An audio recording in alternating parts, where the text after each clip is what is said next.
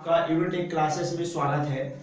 आज हम लोग पढ़ेंगे गुड परसेंटेज, है ना। एक होता है गुड परसेंटेज, एक होता है बैड परसेंटेज। आज हम लोग पढ़ेंगे गुड परसेंटेज। गुड परसेंटेज का मतलब ये हुआ जो सिंपल रहे, पॉइंट में और पूर्णांक में ना रहे, एकदम सीधा सीधा रहे। और आज अभी पढ़ रहे हैं हम लोग 2 वर्ष के लिए गुड परसेंटेज। अगर 2 वर्ष के लिए गुड परसेंटेज बोल दे तो आप इस्तेमाल कीजिए x plus y plus x y बटा 100। एग्जाम्पल के माध्यम से आप समझिए। रेट दिया हुआ है 20%, टाइम दिया हुआ है 2 वर्ष और p दिया हुआ है 1000 और CI बोले तो चक्रवृद्धि ब्याज, चक्रवृद्धि ब्याज हमको निकालना है। अब बोला कि 2 वर्ष के लिए एक्स वाई, तो देखिएगा कैसे निकालेंगे। 20 प्लस तो प्लस, फिर 20, फिर प्लस एक्स वाई, तो 20 बीच में इंटू, फिर बाई 20 और बटा 100। एक शून्य से एक शून्य, एक शून्य से एक शून्य। जो परसेंटेज दिया है उसको करेंगे कुछ नहीं, सिर्फ इस पर पुट कर देंगे और जो वैल्यू हमारा निकल के आया 20 दूनी 40 और 2 दूनी 4 और 40 से 4 44। कितना परसेंट आया? 44%। तो बोला कि मिश्रण कितना होगा, सॉरी चक्रवृद्धि ब्याज कितना होगा, तो अब निकाल दीजिए 1000 का 44%, तो 44 बटा 100। यही जो है चक्रवृद्धि ब्याज होगा, क्योंकि मूलधन था हमारा 1000 और 1000 पर हमारा चक्रवृद्धि ब्याज कितना लग रहा है? 44%। एक शून्य से एक शून्य, एक शून्य से एक शून्य, 44 एकम 44 पर एक शून्य, 440 रुपया जो है इसका चक्रवृद्धि ब्याज लगेगा। तो अब आपको बोल देगा कि मिश्रण निकालिए, तो आप कैसे निकालिएगा? तो मिश्रण बराबर क्या होता है? मूलधन प्लस ब्याज, P प्लस ब्याज। P कितना है? 1000 प्लस ब्याज कितना आया? 440 बराबर 1440। ये फर्स्ट मेथड हुआ। अगर डायरेक्ट अगर आपको बोल देता कि ए निकालिए मिश्रण, तो आप कैसे निकालते? 1000 कर देते गुने में, ब्याज कितना लग रहा है? 44, तो 144% कर देते और बटा 100। ये शून्य से ये शून्य, 1440। और इस प्रकार से हम क्वेश्चन को सोल्व करते हैं, है ना। जैसे अगर आपको दे दे रेट,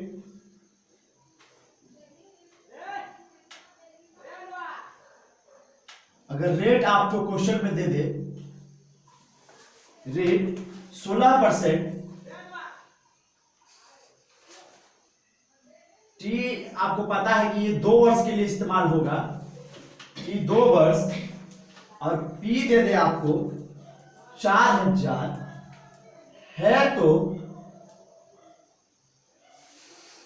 तो सी आई माइनस एस आई का डिफरेंस बराबर, देखिएगा सी आई निकालना है और एस आई निकालना है। सी आई कहता है कि ब्याज पर ब्याज लगेगा और साधारण ब्याज कहता है कि ब्याज पर ब्याज नहीं लगेगा। तो 16, तो साधारण ब्याज निकालिए, 16 दूने 32%, तो लिख दीजिए। आप सी आई निकालिए, तो 16 अब प्लस 16 क्या, अब प्लस 16 इंटू 16 अब बटा 100। अब ये होता है 256, ये कितना होता है? 256। अब इसको काटिएगा, ये कट जाएगा 2.56। 16 दूने 32, अब 32 और 2.5 34.56, तो सी आई कितना आ गया? 34.56%। और इसमें से इसको घटा दीजिए तो 2.56 5-6%। क्या अब मूलधन दे रहे हैं कितना? 4000।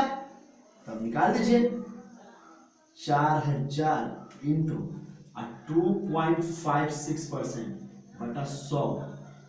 अब फिर गुने 100 कर दीजिए। आप समझ गए होंगे क्यों? दशमलव हटाए तो 100, आप परसेंटेज बोले तो 100।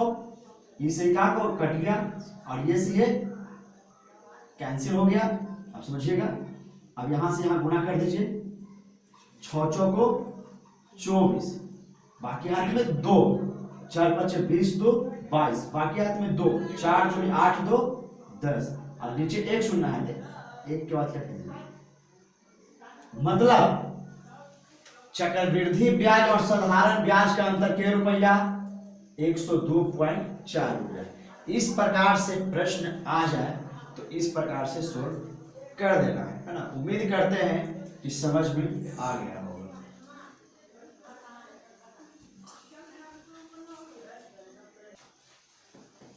जैसे देखिएगा कोई प्रश्न अगर आपके एग्जाम में आ जाए कि 1 2 3 वर्ष 4 वर्ष जो भी दिया हुआ रहता है और वो आपसे कह दे, मान कि 4 वर्ष दिया हुआ, वो आपसे कह दे कि नहीं 2 वर्ष का चक्रवृद्धि ब्याज बताइए, मतलब बीच वाला बताइए, तो आप कैसे निकालिएगा? उसके लिए हम मल्टीप्लिकेशन विधि का इस्तेमाल करेंगे। जैसे और इस प्रकार का मेथड का इस्तेमाल हम तभी करेंगे जब पूरा वर्ष क्या हो, पूरा होने का मतलब है कि दिन उन ना हो, तब पूरे फॉर्मेट हो। जैसे 1 वर्ष 2 वर्ष 3 वर्ष 4 वर्ष। 2 वर्ष के लिए हम 2 1 का इस्तेमाल करते हैं। 3 वर्ष के लिए हम 3 1 का इस्तेमाल करते हैं और इसके लिए हम 4 6 4 1 का इस्तेमाल करते हैं। एग्जाम्पल के माध्यम से समझना है। जैसे आर है 20%, जैसे इसके पहले वाला क्वेश्चन हमसे यही क्वेश्चन था। टी है 2 वर्ष, पी है 1000, तुमको सीआई निकालना है। आप कैसे निकालिएगा? या बोल देता आपसे कि ऐसा ही निकालना है, तो कैसे निकालिएगा? आर 20% बोले तो 20 बटा 100, 1 शून्य से 1 शून्य 2 5 10, 1 बटा 5, 1 बटा क्या कर दिए 5। और 1000 था तो 1000 का 1 बटा 5 निकाल दिए तो कितना आ गया हमारा 200, तो 200 कर दिए। फिर लिखे 200 दूसरा का साल के लिए, फिर 1 बटा 5 कर दिए तो 40 आया, तो 40 लिख दिए।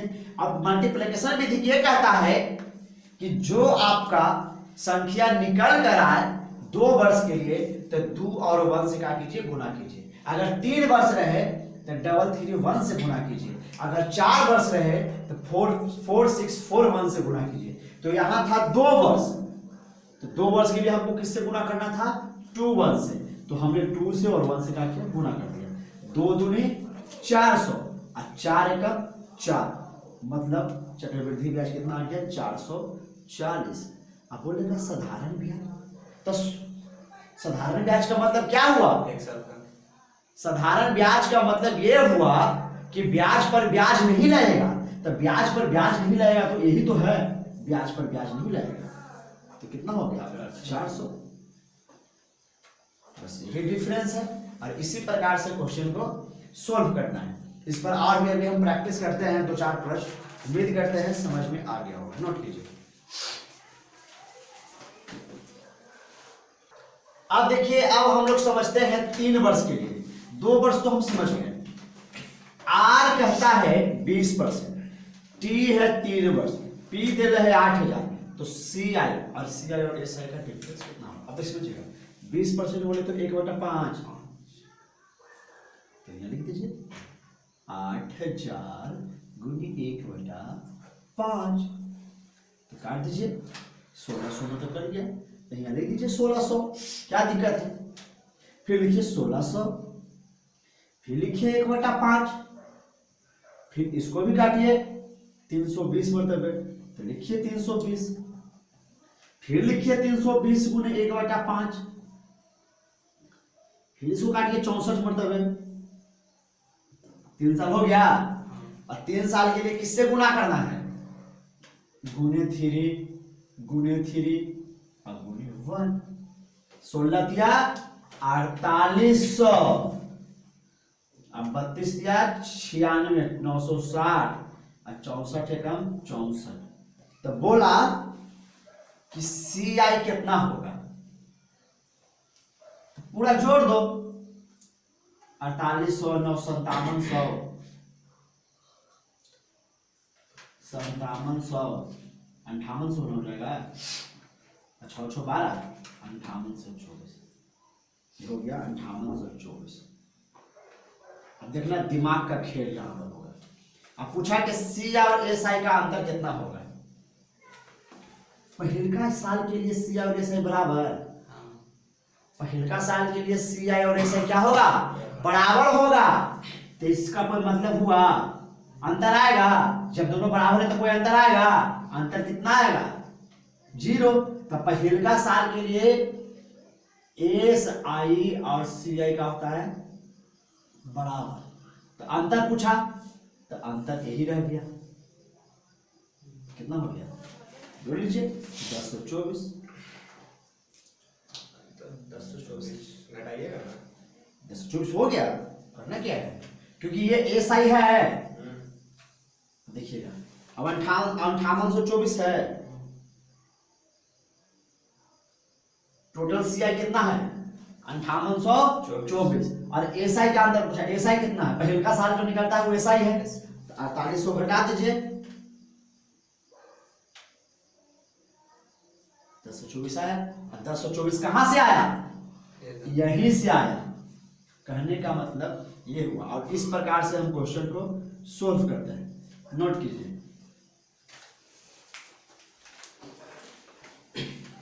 12.5%, तो 12.5% बोले तो 1/8। अब 4000 है तो लिखिए 4000, 8 1/8 कीजिए तो आया 500, तो यहाँ लिखिए 500। फिर लिखिए 500 का 1/8 तो आया 62.5, तो यहाँ लिखिए 62.5। अब 2 वर्ष था तो ऊपरका को 2 से गुना कीजिए और निचलका को 1 से, ये हो गया 1000 और नीचे हो गया 62.5।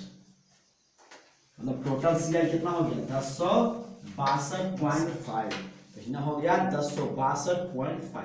अब बोला सीआई और एसआई का अंतर, तो पहिलका साल लेना है, पहिलका साल नहीं लेना है। मतलब सीआई और एसआई का अंतर कितना हो गया 62.5, 62.5 हो गया। अब देखिएगा आगे अब कैसे जो है प्रश्न बनते हैं सक्सेसिव। जिस प्रकार से बता रहे थे कि 2 वर्ष के लिए रहेगा तो x + y+ कैसे उसका इस्तेमाल करते हैं। मान लिया जाए कि r दे दिया आपको 10%, r आपको दे दिया 10%, t दे दिया आपको 2 वर्ष और बोल दिया कि CI निकालिए। तो आप कैसे निकालिएगा, कुछ नहीं करना है, 10 + 10 + 10 गुने 10/100, 1 शून्य से 1 शून्य, 10 दूनी 20 और 20 से 21% हो गया CI। आपको दे दिया R 20%, समय दे दिया आपको 2 वर्ष, आपको कह देगा CI निकालिए।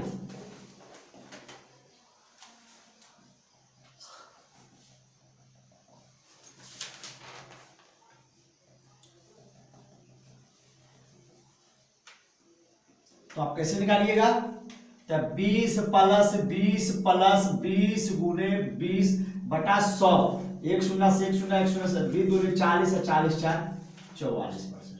अगर आपसे कह दे कि R दे दिया 50%, R दे दिया 50% और T दे दिया 2 वर्ष, तो कैसे निकालिएगा CI।